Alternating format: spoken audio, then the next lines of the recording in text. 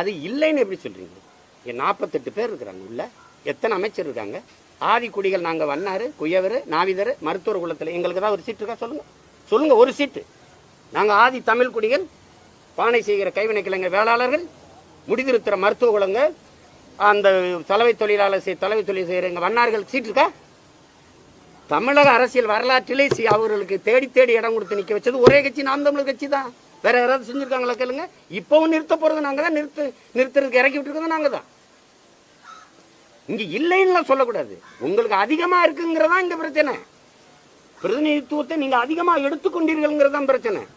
இல்லைன்னு எப்படி சொல்றீங்க? இப்ப நீங்க பிசி எம்பிசி கோட்டால நீங்க இடம்பெறீங்க. இந்த மாநிலத்தை விட்டு வெளியில வந்தா ஆந்திராவிலேயோ கர்நாடகாலேயோ கேரளாலேயோ பீகார்லயோ எனக்கு ஏதாவது, நான் அவுட் ஆஃப் காஸ்ட் ஓபிசி, எனக்கு ஏதாவது இடஒதுக்கீடு இருக்கா சொல்லுங்க.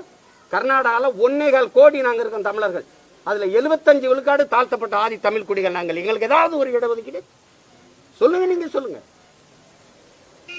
யாதவ் இங்க இருக்கிற எங்க கோன் எங்க நாங்க இருக்கிறதே கொஞ்சம் எங்களுக்கு இடஒதுக்கீடு, அதை பூரா நீங்க யாதவ்ங்கிற பேர்ல வந்து அனுபவிக்கிறீங்க. பீகார்ல உத்தரப்பிரதேசத்துல எனக்கு நான் யாதவ் எனக்கு கொடுப்பீல?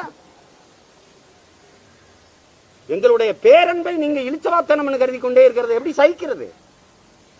எங்களுடைய பேரன்பையும் பெருந்தன்மையும் நீங்க ஏமாளிகள் என்று கருதுனா நாங்க எப்படி சகிக்கிறது? எத்தனை நாளத்துக்கு?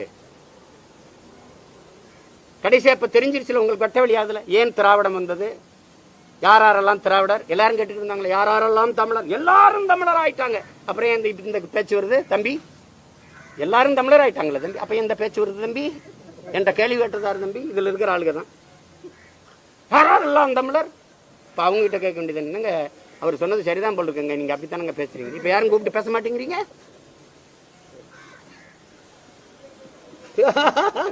எல்லாம் உங்களுக்கு எங்களை பார்த்தா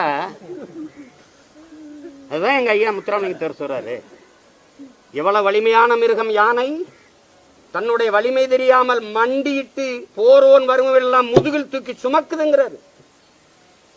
அதிகாரமிக்க இந்த நாற்காலியில் வரவன் போறவெல்லாம் ஏற்றி ஏற்றி உட்கார வைத்து விட்டு அடிமையாக வாழ்ந்து கொண்டிருக்கிற இந்த தமிழ் சமூகம்னு கத்துறாரு.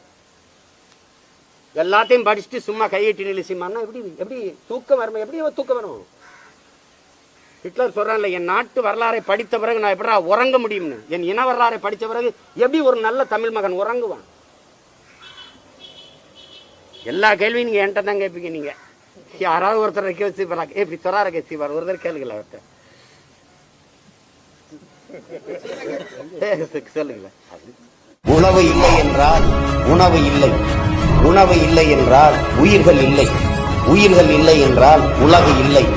உழவை மீட்போம், உலகை காப்போம். நமது சின்னம் விவசாயி. ஓட்டு பாருங்க ஓட்டு, அப்புறம் பாருங்க தமிழர் நாட்டை. வெல்ல போகிறான் விவசாயி. நமது சின்னம் விவசாயி.